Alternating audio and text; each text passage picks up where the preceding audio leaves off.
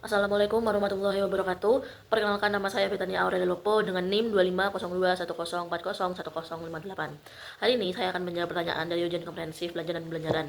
Ada dua pertanyaan yang akan saya jawab. Yang pertama dari nomor 1 adalah bahasa Inggris sering dianggap sulit oleh siswa di sekolah. Bagaimana cara Anda manfaatkan media sosial seperti Reels IG ataupun TikTok untuk meningkatkan minat belajar siswa terhadap bahasa Inggris? Sebenarnya ini menurut saya jawabannya simple. Kita dari guru harus adaptif terhadap media sosial tersebut. Gimana caranya? Kadang itu siswa itu cenderung jenuh atau bosan mendengarkan guru itu berbicara di depan kelas. Jadi mereka itu butuh sesuatu agar aku pengen yang menarik deh biar nggak bosan. Gimana caranya? Itu adalah mungkin kita sebagai guru itu membuat konten edukasi dari di platform media sosial Instagram maupun TikTok. Jadi kita membuat materi yang akan kita sampaikan kepada murid-murid ini kita upload di TikTok ataupun Instagram dengan editing menarik atau intinya dibuat seperti konten menarik lah. Tapi itu harus diselingi juga.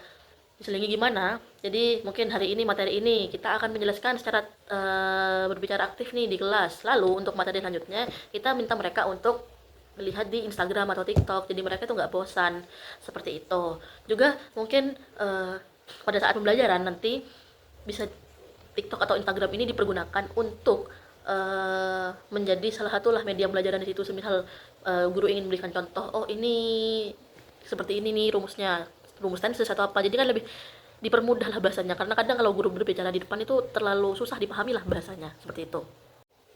Untuk pertanyaan yang kedua adalah, saat ini banyak siswa yang lebih suka belajar bahasa Inggris melalui konten pendek, Instagram, Reels, atau TikTok, atau membaca English komik, manga, manhwa, daripada membaca buku teks.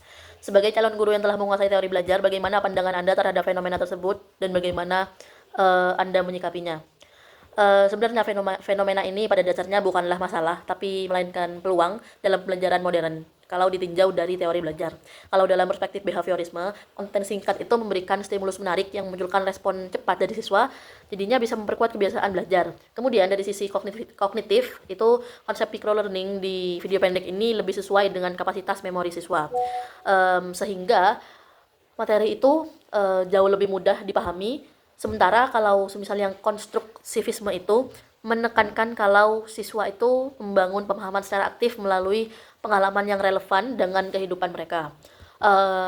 Dan teori pembelajaran sosial itu menunjukkan bahwasanya siswa itu sebenarnya dapat belajar melalui observasi dan peniruan model dalam video.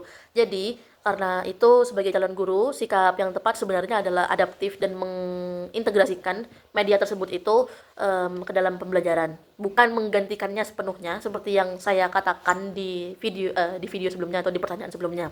Misalnya, kita bisa melakukannya melalui pendekatan blended learning atau digabungin nih buku teks untuk pendalaman konsep sama media sosial sebagai stimulus dan konteks data, serta dapat menerapkan project based learning sehingga siswa itu tidak hanya menjadi konsumen tetapi juga kreator seperti yang saya katakan di solusi sebelumnya. Tapi demikian juga sebenarnya guru itu tetap perlu membimbing siswa agar lebih kritis terhadap konten, juga menghindari distraksi dan memastikan akurasi bahasa sehingga pembelajaran itu tetap bermakna, seimbang dan berkualitas. Jadi tetap harus ada bimbingan dari guru. Terima kasih.